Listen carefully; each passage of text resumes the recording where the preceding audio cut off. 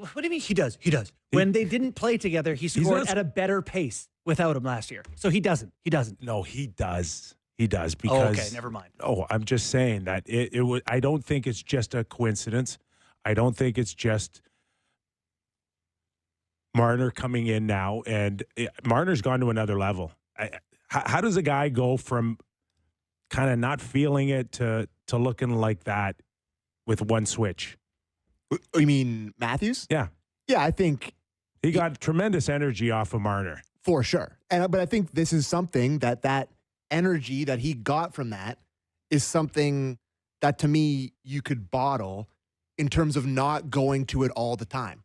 Because I think if you stick with them together all the time, then there's a complacency with them and they start to get a little too cute at times. And then you go back to Willie, and then that'll go for 5 or 7 games, and then if you pull the lever Marner at the right time, like they did last night, then it really energizes them and they both look unbelievable. You need a game to win. You start the playoffs. Yes. It's a done deal. That's 16s with 34. 34 wants 16. Of course he does. Doesn't want 88. Marner doesn't want anybody else. One of the few best passers in the NHL. He creates offense like nobody. Tavares wants to play with them too. It's a matter of what's best for your team. He's number 1 in the league right now in that creating slot chances as our stat guy. Yeah. Steve Valiquette had told us. There's no one close to him right now in creating offensive danger zone opportunities. And the first thing that he does is find Austin and all by himself in the slot. Great pass, by the way, on that play by Morgan Rielly to sniff it out, rim it around hard to Marner, who then pass it to Matthews. A great tic-tac-toe, no question. But yeah, if you want to, listen, like, chemistry is a real thing. We all, you guys played hockey, you understand what chemistry is. When those two guys get together, they're really good. I think they're great apart, but they both are excellent and they love playing together, so they probably want to play together. Yeah. Everyone has chemistry with Marner. He is as good as it gets for that sort of thing. The only question is it, like, I mentioned Sheldon Keefe before. It's something that he used to do all the time as well. It's like, what does it do to the rest of the team, the rest of the lineup? And does John get a little lost right now again, or can he find that magic that he just had for 3 weeks with Marner and McMahon and just carry it over to a follow-up line right now? Yeah, kind of didn't get mentioned on the show because they were winning so much, but Tavares didn't score a 5-on-5 goal till last game, going back till October. Like, it had been a good run for him where he wasn't that hot. So, I don't know. I do worry about losing Tavares in the shuffle because Marner does help him get better looks. So, yeah, it's a matter of what gives your team but you do think of like the Oilers. When they need it. It's McDavid and Draisaitl together. It's, you put your best guys out there. That's just the sport, right? Yeah, I think, if we're going into Friday night, right, they play the Caps tomorrow, I would imagine that they start together. I think you click like that in a game, you're just going to end up leaving, right? You probably have to go back to it. But I do think that as a new coach and a guy that's new to these guys, I think it'll be an interesting sort of factor to see how he feels out. Because you know how they can get those two together. Like, it's great defensively always, but they get a little too cute offensively a little bit. There is some stuff with them that people don't want them playing together. So we'll see how Berube handles that, but it's good last night. I actually think Nyes on that line, that, to me, outside of whoever you put with Leon and Connor, that's the best line maybe in the NHL. Like, Nyes is the perfect fit as someone who cleans up garbage when they create things. And I went back and watched all Nyes goals for a package I'm doing for TV tonight, and it's mostly Marner and Matthews doing nasty things and Nyes skating in being like, donk. Yeah. It's a pretty good spot for him. Well, it might be for the first time since Marner and Matthews have been on the team or together all these years that they've finally locked in a left winger. You want to go down the list of left wingers for these guys? It's been long. Like Malgin. I mean, it's been crazy, and Malgin's lighting it up still in Switzerland. Oh, I'm so happy for 21 points in 18 games last I checked. And yet Austin's found ways to score 70 goals. 69. Mitch has been on this close to 100 points and really no left winger. Yeah.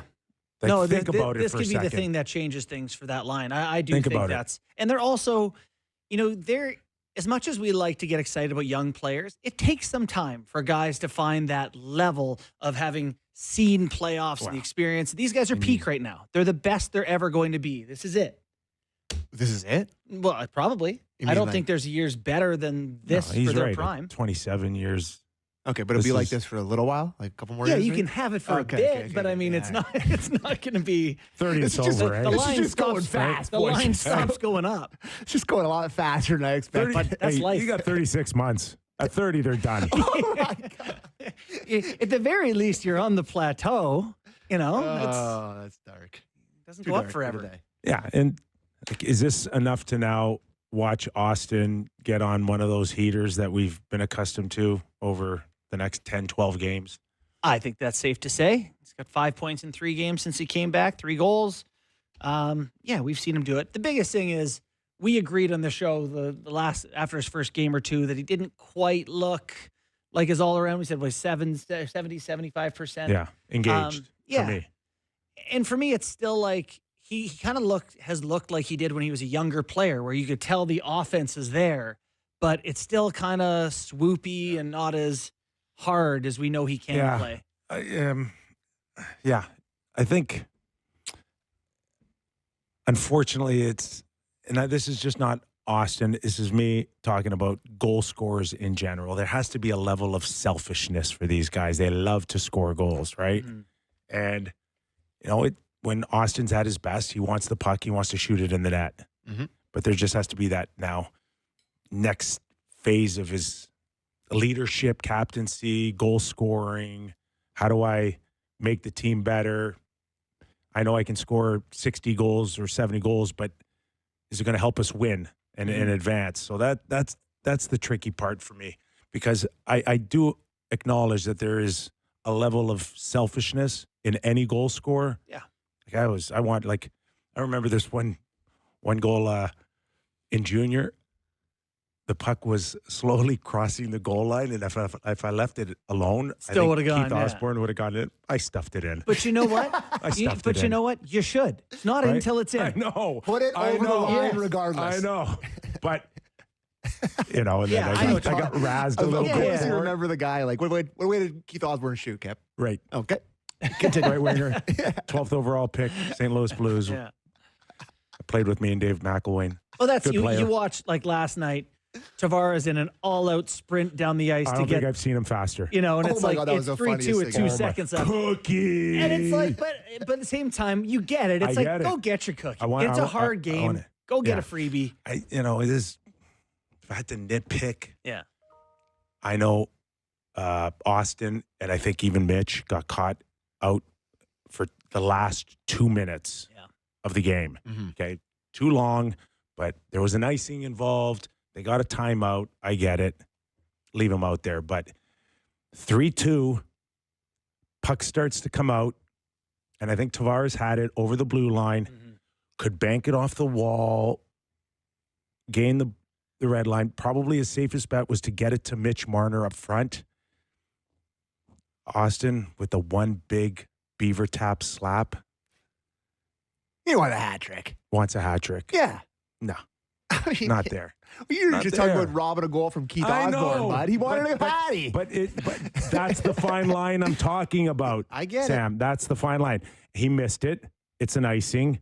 Thank goodness the next face-off, Nashville, I think even Stammer, who didn't have a great game, just fires it out on a bad pass. Yep. And, the game's over. But if that's Vegas, if that's another team that's better or a little stronger, might have ended up a different game. Let's listen to finish. what Berube had to say on Matthews.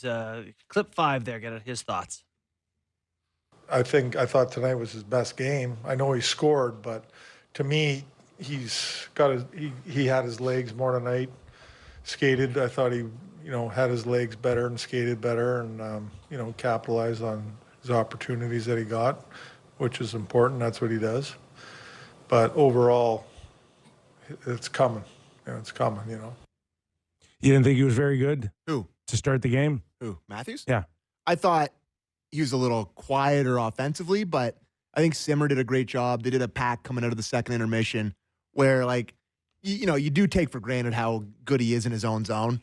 And, like, you're still going to get that from him, blocking shots, digging pucks out along the boards. Like, I think he was a little bit, I mean, he rung one off the post in the first period off a great pass from Willie from behind the net. I think he's still at about probably 80, 85%. I don't think he's at 100%, but, you get a couple puck on your stick in the slot and you're Austin Matthews, they're probably going to go in the back of the net. So, I mean, he has 3 goals since he's returned, and we've talked about, like, he can't do anything. Not quite finding it, but it is good. This would be a nice time for him to get feeling good, considering how much hockey they play coming up. So this would be the right time, and Marner can cash some of that in. They can run some numbers up here over the softer schedule too, even though it's busy. This has to be, listen, I don't want to get accused of driving the price up for you guys on the Marner talk. Let's do it. This is probably as good as we've ever seen him.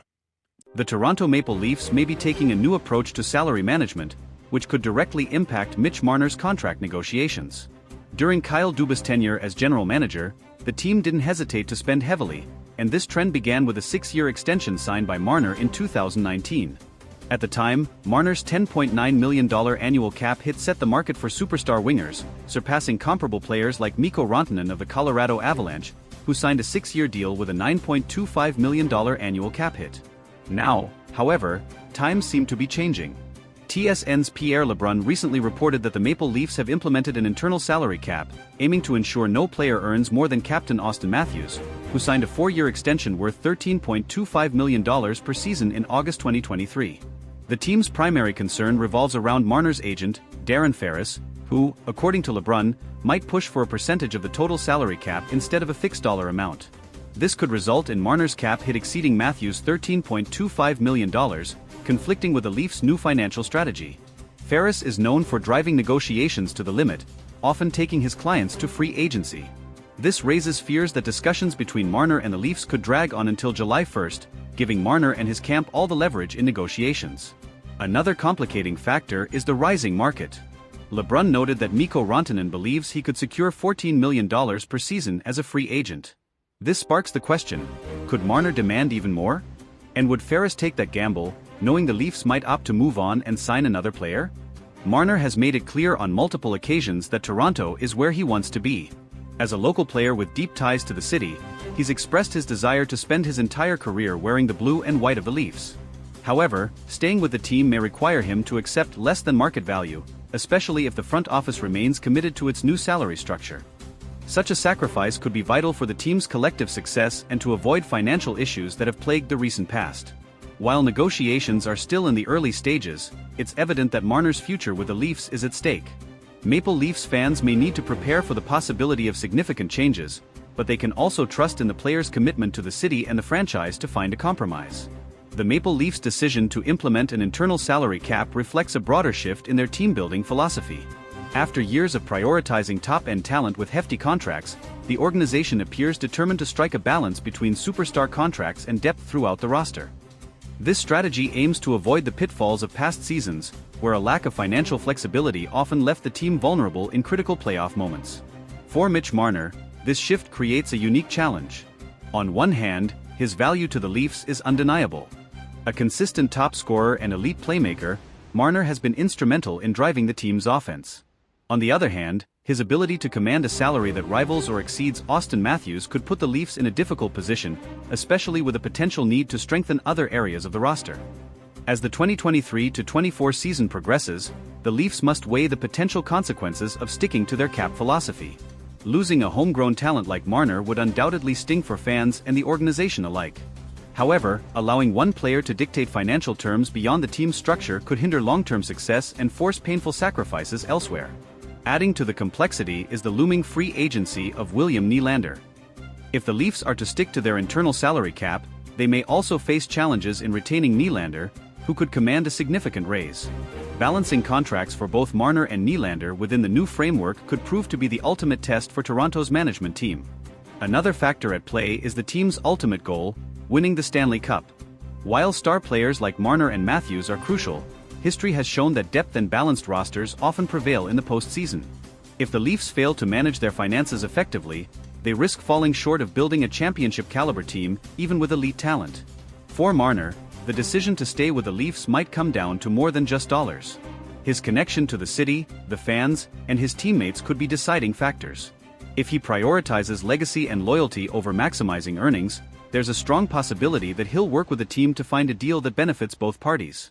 Negotiations will also test Darren Ferris, known for his hardline tactics in securing lucrative deals for his clients. While pushing for top dollar is expected, Ferris may need to weigh the risks of alienating the Leafs management and fanbase. A prolonged stalemate could damage Marner's relationship with the team and its supporters. The Leafs management, led by general manager Brad Treliving, faces a pivotal moment. Treliving's reputation as a negotiator and team builder will be on full display as he navigates this high-stakes scenario. Striking the right balance could solidify his tenure in Toronto, while a misstep might set the team back for years. For Maple Leafs fans, the coming months will be filled with anticipation and uncertainty. Marner's future, along with the team's ability to stay competitive under financial constraints, will likely dominate conversations as the season unfolds. Supporters can only hope that the team's new approach leads to greater playoff success and, ultimately, the elusive championship. In the end, the outcome of these negotiations could redefine the Maple Leafs' identity for years to come.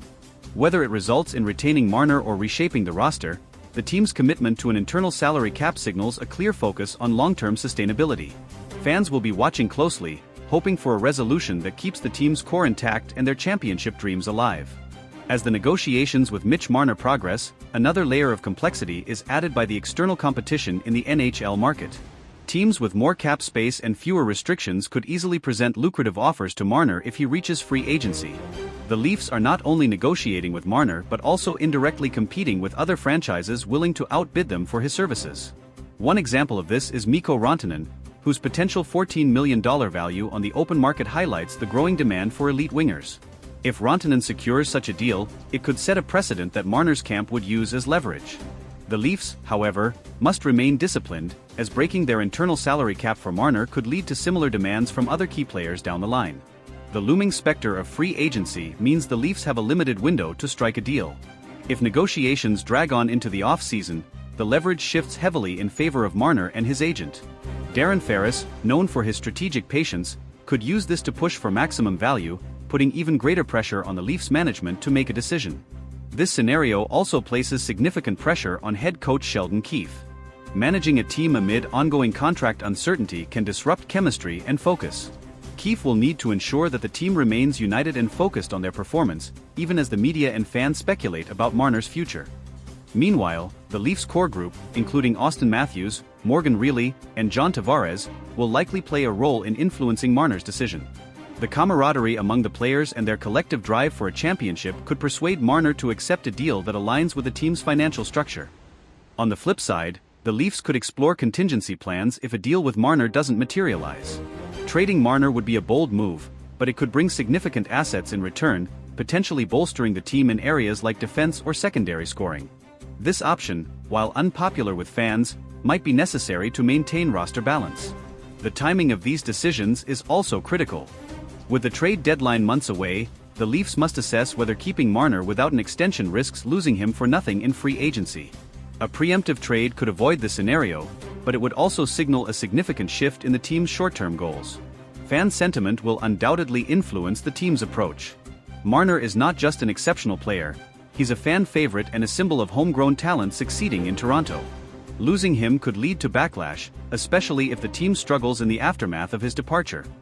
The broader NHL landscape also plays a role. As other teams navigate their own salary cap challenges, the Leafs can learn from their successes and failures.